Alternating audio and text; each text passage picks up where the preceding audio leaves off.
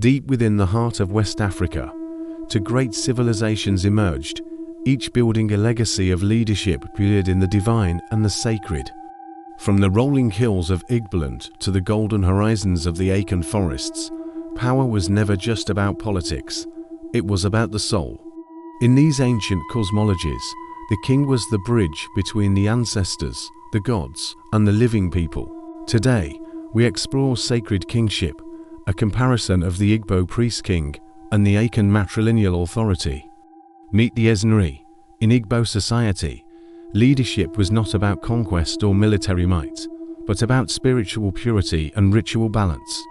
The Ezenri performed the Ikeji rituals, cleansing the land of abominations and ensuring that the community remained in harmony with nature. The phrase Igbo Enwes, Igbo have no king, reflects a decentralized system where authority was shared and earned through merit and sacred titles.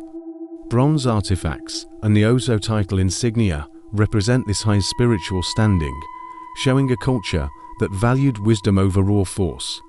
The OFO staff was the ultimate symbol of justice. It held the truth of the ancestors and the weight of moral law. Now, we travel to the Ancient heartland, where kingship took a different, yet equally sacred, form centered around the Asanahin. The Asanahin, as the soul of the nation, he is draped in gold-threaded kente, embodying the wealth and power of the Ancient people. Central to this power is the Sika Dua Kofi, the golden stool. Legend says it descended from the heavens to unify the Ancient clans. Unlike many systems, Ancient leadership is matrilineal.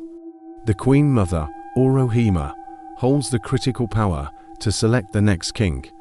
The Abujua lineage ensures that the throne is tied to the mother's bloodline, emphasizing the sacred role of women in governance.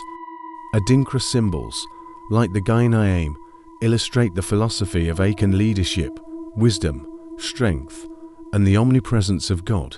While the Igbo focused on decentralized spiritual mediation, the Ancient built a powerful, centralized state around the golden stool. One sought harmony through ritual peace. The other sought unity through royal authority and matrilineal continuity. These philosophies are not just history. They are the DNA of modern African leadership, blending tradition with the demands of a new era. As we look toward the future, the wisdom of the Ezenri and the Asanahin remains a guiding light for the continent. Thank you for joining this journey. If you enjoyed this exploration of history, like, share, and subscribe for more cultural insights. What other traditions should we explore? Let us know in the comments below.